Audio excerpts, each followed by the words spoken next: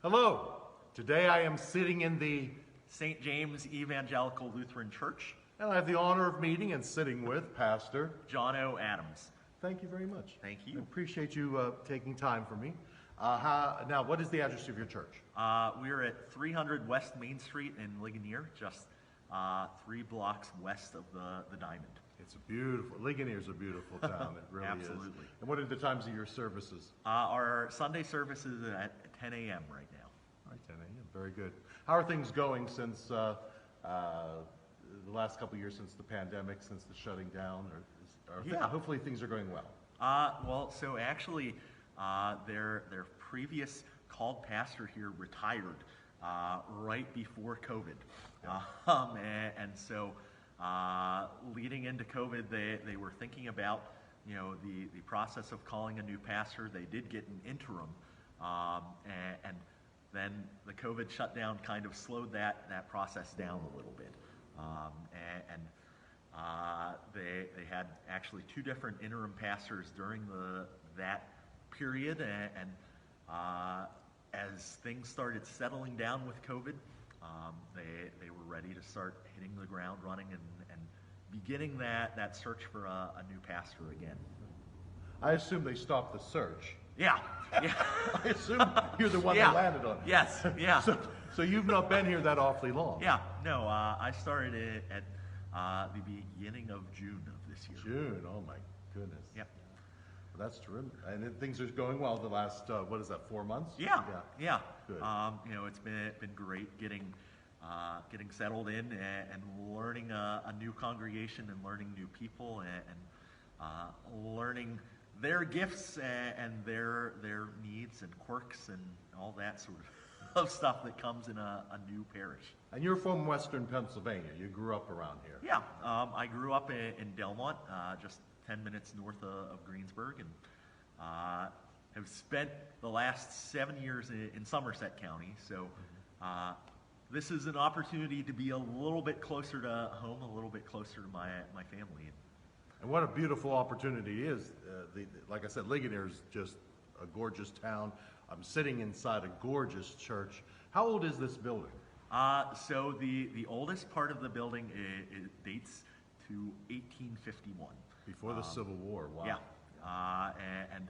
I don't know the age of sort of the newer section of the sanctuary that we're sitting in right now, but yeah, 1851 was when they moved into town here. Longtime viewers know nothing gets my heart going more than an old church that isn't left in ruins. It's not been closed. It's been kept up over the years. Yeah. And that your people have certainly done that. It's just absolutely beautiful. Yeah.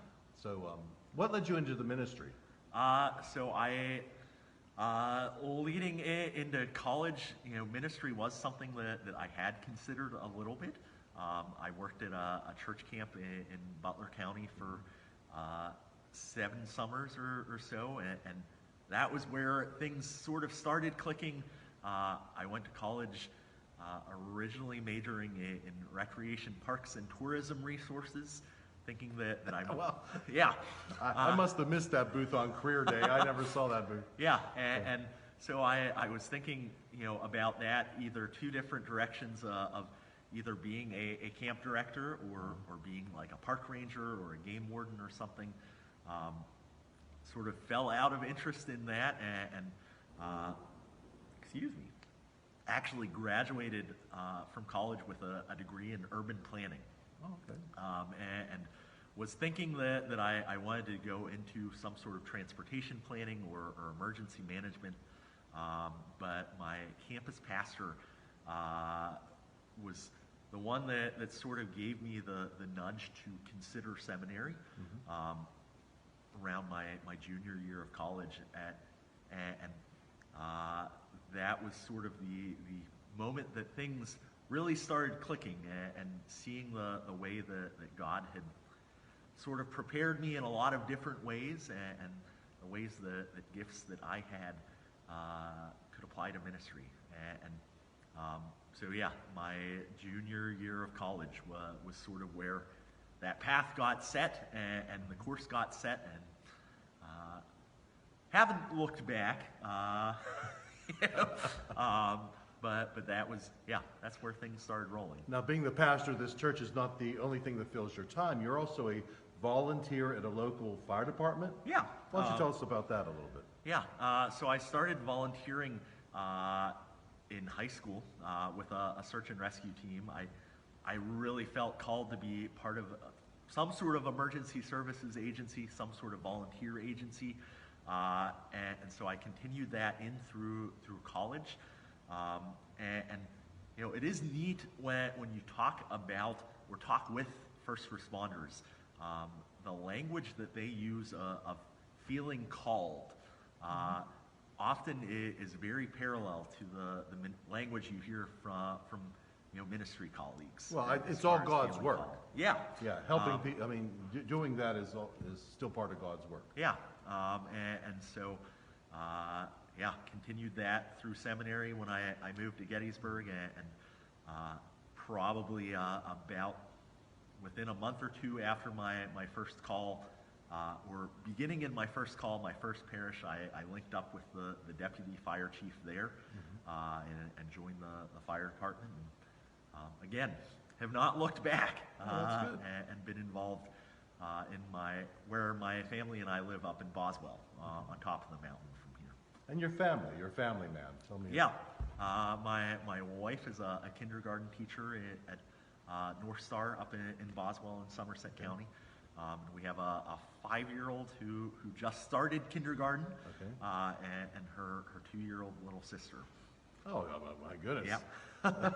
You must be very busy. I know just the church will keep you busy, but your volunteer work at the fire department and being a father, I mean, that's you got your hands full. Yeah, they keep us on our toes, and but also just a lot of joy. Oh, I would imagine. Yeah, I would imagine. you know, just in seeing the world through their eyes is awesome. Have they grasped that their father is the pastor of this church? Do they understand, or does that mean nothing? I mean, Yeah. like, I mean, the 5-year-old, she absolutely loves church. Yeah. And wonderful. Yeah. We were at the Ligonier Creamery on the Diamond probably about a month after I started.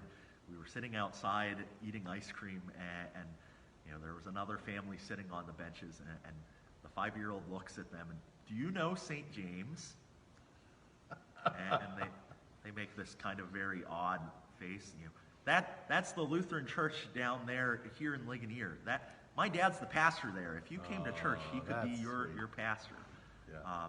So yeah, they both, churches, their safe place, churches, their comfortable place. You know, even just having been here 4 months, they both have sort of identified their adoptive grandparents, the folks in the congregation, that they particularly feel safe and feel loved by, and so we've really enjoyed that.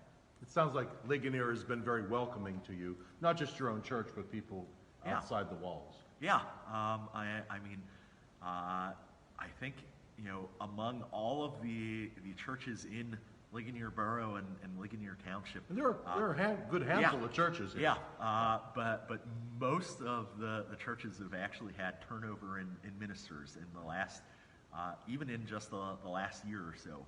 Most of the larger congregations have had new pastors, and so that's an interesting sort of changing of the guard. But folks are interested and excited, and you know, we have a handful of younger ministers in different denominations, and a lot of neat churches. If you can't find something in Ligonier that You can always just walk down, Yeah. walk to the next Yeah. one. You don't even have to get in your car. Just you don't Yeah. like it here, just walk the block Yeah. that way. And Yep. so we have a couple minutes left. I'm going to give the rest of the time over to you. Just talk about anything you want, some challenges that you've seen since you've been here or in the town, or just an encouraging word to give to the people who are watching. Yeah. I mean, I think one of the most fascinating things about Ligonier is that for as much as it is sort of your typical Western Pennsylvania small town, it is also this place that is constantly welcoming outsiders into the community. Oh, this is true. You know, yesterday was the Ligonier Witches Bike Brigade with Sorry I missed it. yeah, 1,100 women dressed as witches, checking out the stores and restaurants and different events going on, And you just had Ligonier Days a couple yeah, weeks ago. Fort Ligonier Days with hundreds of thousands of people walking right past the church. And I know in the winter they have that ice sculpture Yep. contest or whatever they call that. Yeah, and so really, as far as real estate goes, it is prime territory to offer the love of God to people who might not otherwise be hearing it or seeing it. And so that is one of my passions for ministry, finding ways to incorporate community life into ministry and being involved in the community. So certainly we're always looking for opportunities to do that. We're welcoming the community.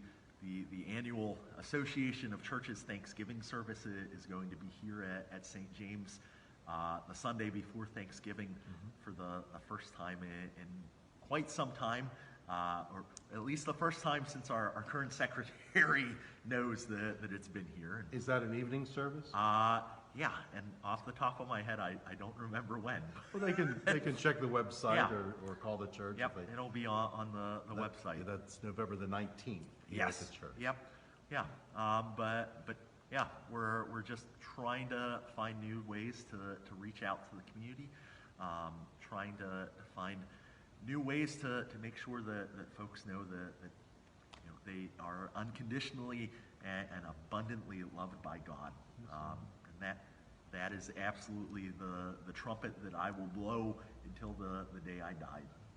I can sense this is a very excited young man. He's excited for the ministry, and I'm sitting as an older man in the fallout of his excitement, and you're really revigorating me for the ministry. I appreciate that very much. Well, thank you. Sure. Well, thank you for your time. Thank you. And until next time, God bless. Bye.